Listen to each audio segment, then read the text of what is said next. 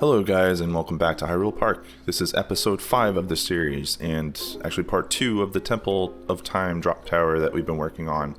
If you haven't seen part 1, that was episode 4, so the last episode. So it'll probably be good for you to go back, watch that one. This one will obviously make a lot more sense with that context. And also you'll be able to see how we got to where we're at with this one.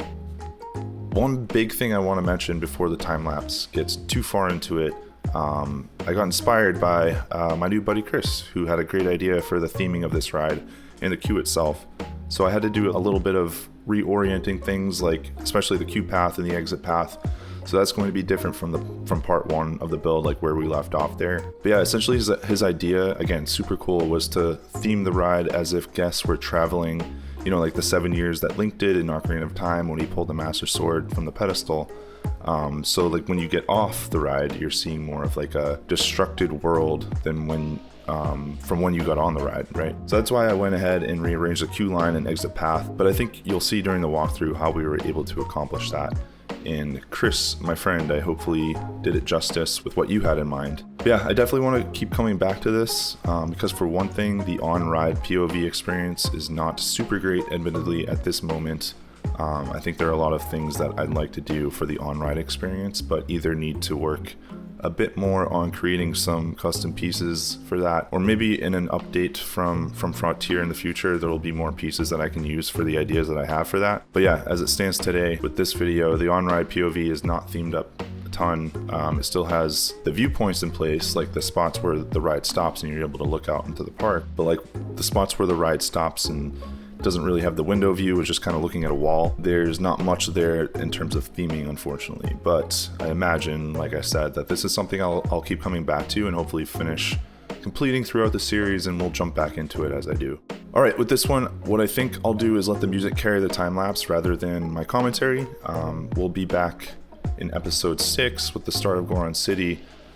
So with that next episode, full commentary like normal. Yeah, I hope you guys enjoy the build, the end walkthrough, and thanks again to Chris for the really amazing idea for theming this one up.